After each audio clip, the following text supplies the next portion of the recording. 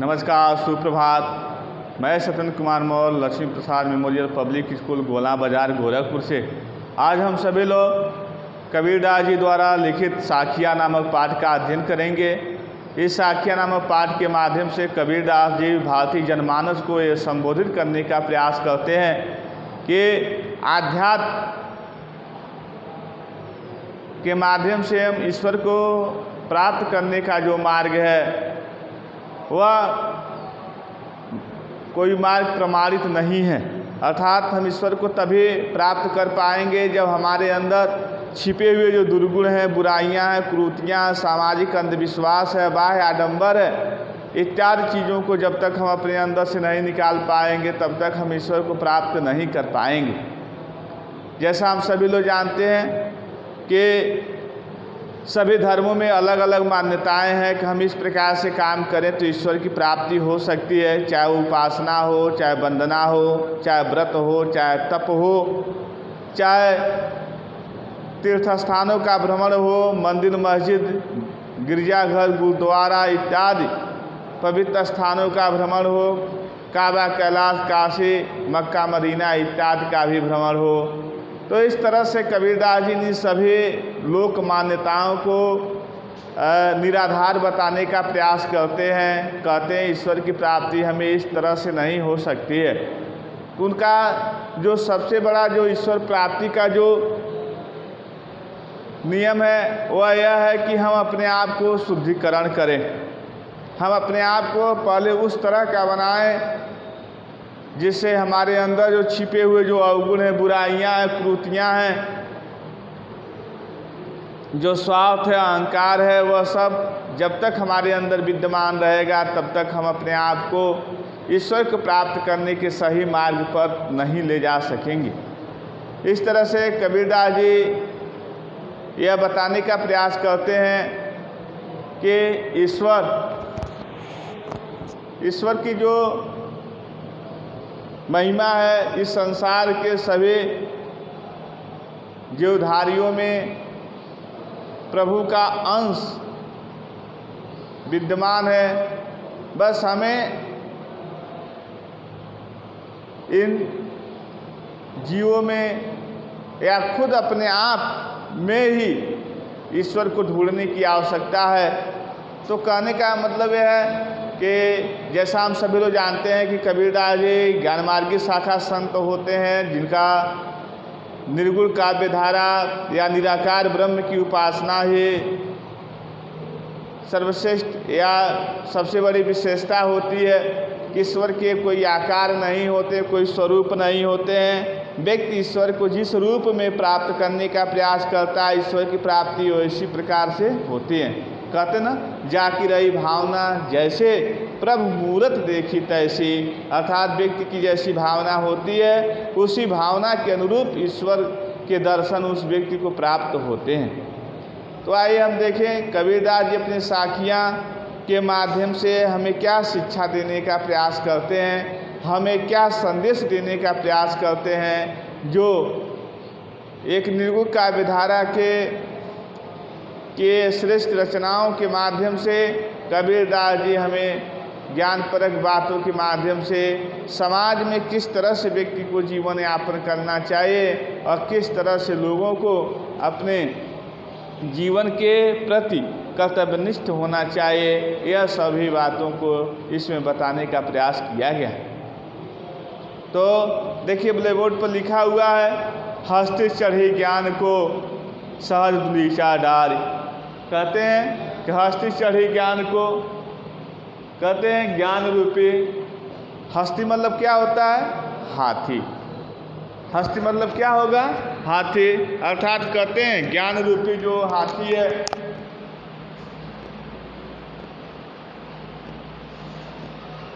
अपने अनुयायियों को संबोधित करते हुए कबीरदास जी कहते हैं कि जो ज्ञान रूपी जो हाथी है,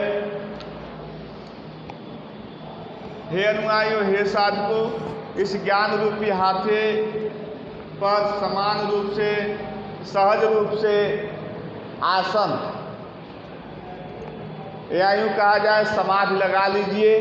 क्यों समाधि लगाने की बात कबीरदास जी कहते हैं?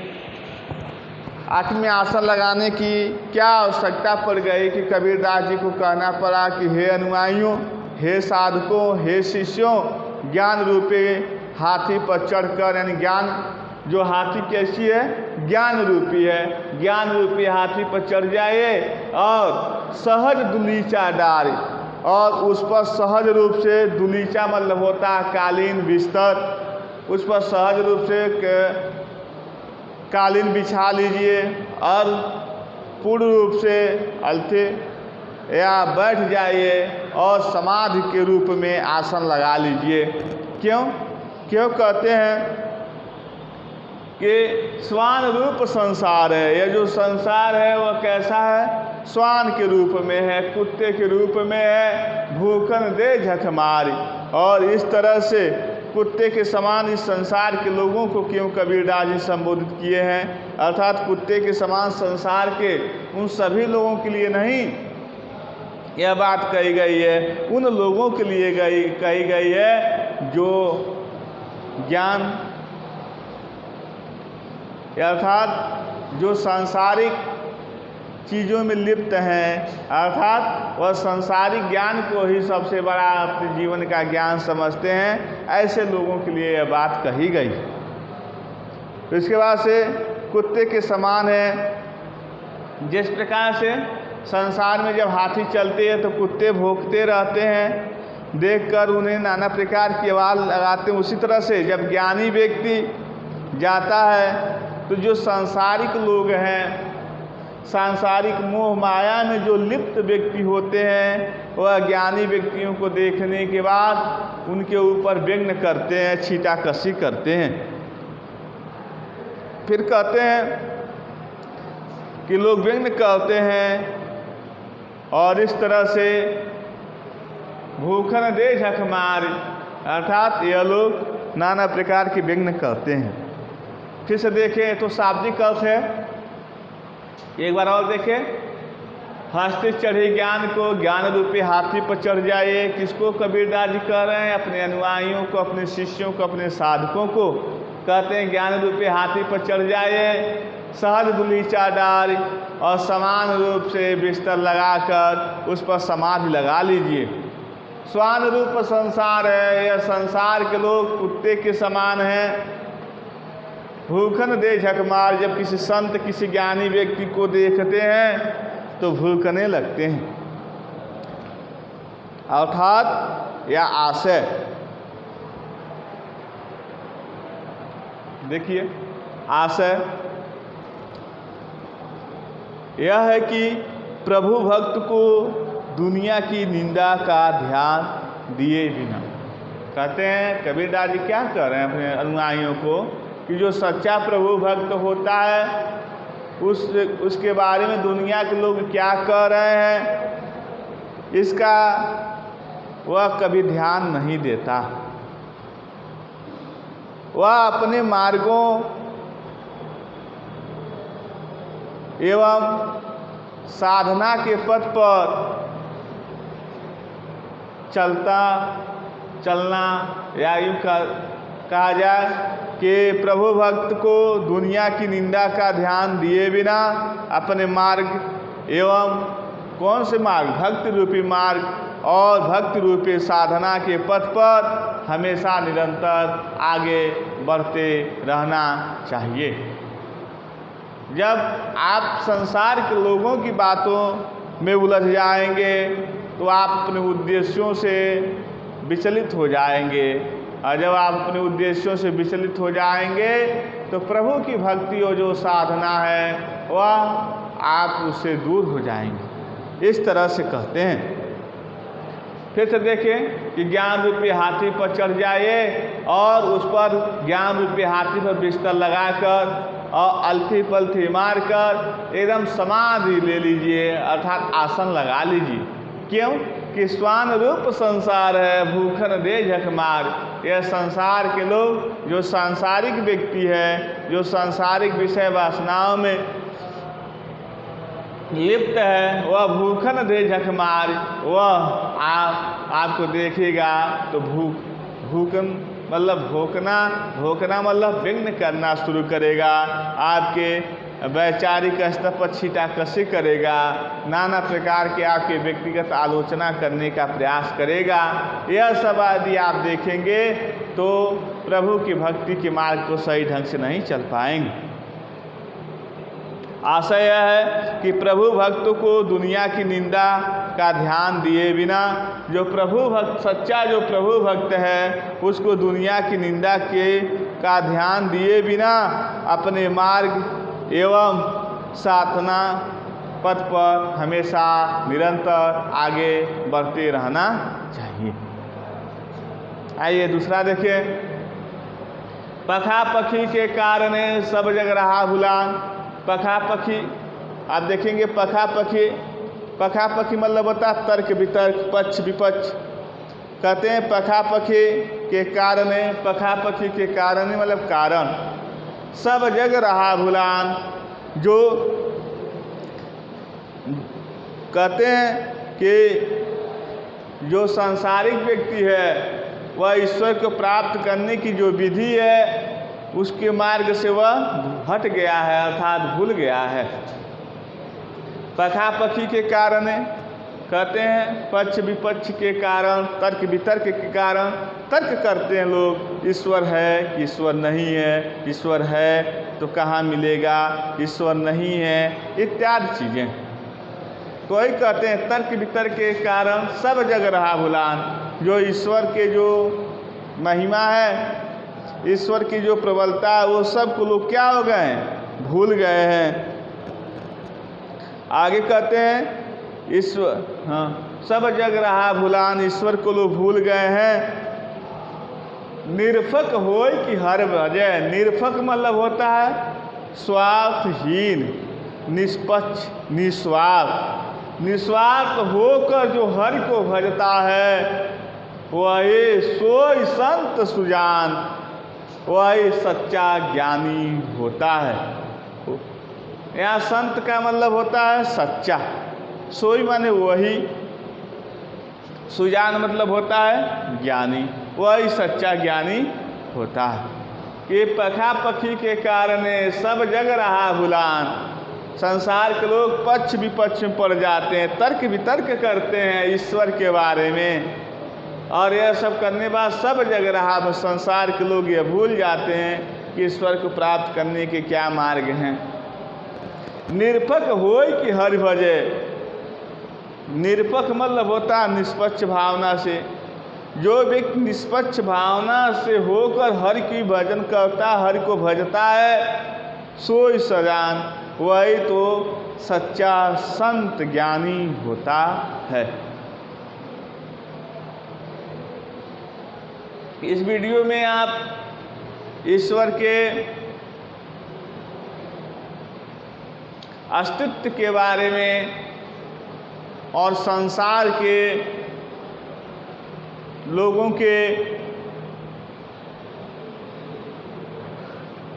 विचारधारा के बारे में इसमें बताने जाने का प्रयास किया गया। देखिए आगे, राम कहे हिंदू मुआ राम कहे, लिख दे रहे हैं बोले बोर्ड पर। इसको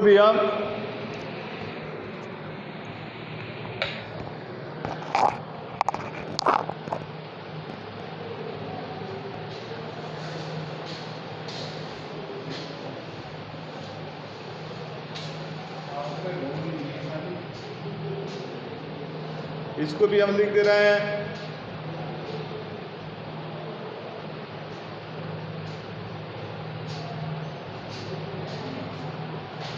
हिंदू कुमार राम कहे।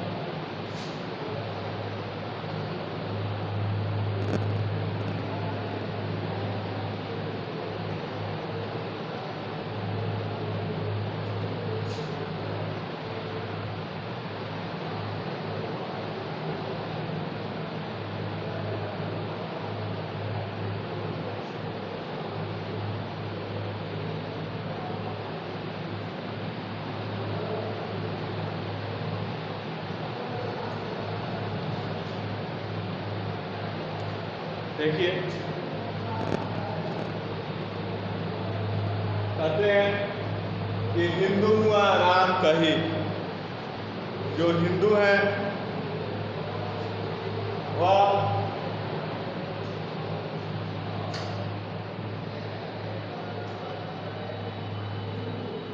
हिंदू कहते हैं मेरे राम सबसे बड़े ईश्वर है, मुसलमान खुदाई।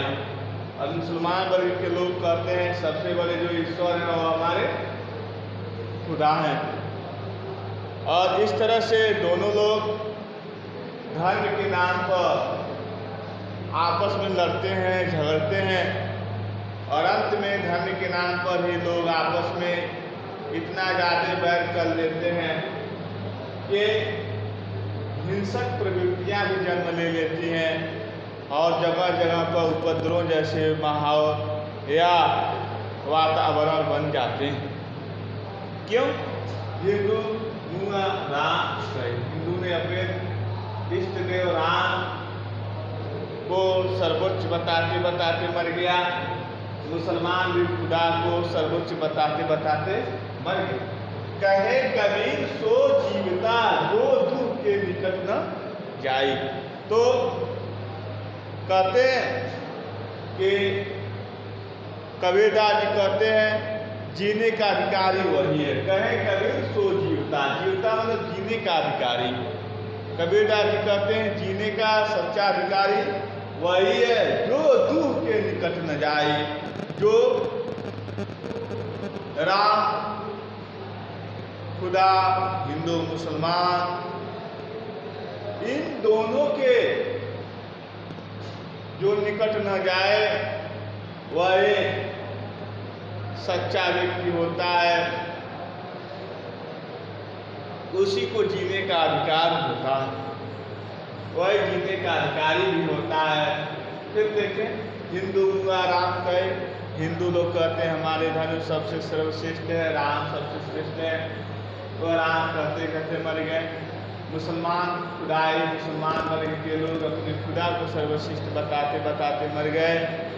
लेकिन वही कहे कबीर सो जीवता, वही कबीरदास जी कहते हैं यह दोनों लोग जीवता के अधिकारी, जीने के अधिकारी नहीं है। तो जीने के अधिकारी कौन है?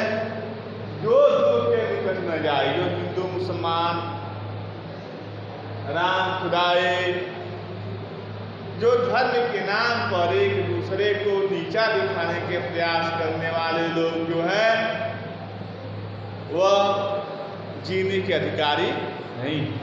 जीने का सच्चा अधिकारी वही होता है जो इन दोनों के करीब न जाए, जो इन दोनों के समीप न जाए, वही जीने का सच्चा अधिकारी होता है। तो कहने का तात्पर्य है कि इन पंक्तियों से आभास होता है कि कबीरदास जी किसी धर्म के तरफ उनका विशेष झुकाव नहीं था। वह सभी धर्मों को समान भाव से देखते थे और जिन धर्मों में जो कमियां रहती थीं उस पर अपनी रचनाओं के माध्यम से व्यक्त करते हुए उसमें लोगों को जागरूक करने का या सुधार करने का प्रयास करते थे। एक कबीरदास की सबसे बड़ी विशेषता होती है कि जहाँ वह हिंदू धर्म की कमियां पाते हैं वहाँ पर उनके बारे में लिखते हैं, जहाँ मुसलमानों के धर्म की कमियां पाते हैं वहाँ उनके बारे में लिखते हैं। तो इससे वह कहते हैं कि जो धर्म के नाम पर जो धंधा करते हैं, व्यवसाय चलाते हैं, उन लोगों के इस संसार में जीने का कोई अधिकार नहीं। जीने का अधिकार इस संसार में उसी व्यक्ति को है जो धर्म के नाम पर उसके निकट नहीं जाता है, चाहे हिंदू धर्म हो चाहे वो मुसलमान धर्म हो। ठीक है।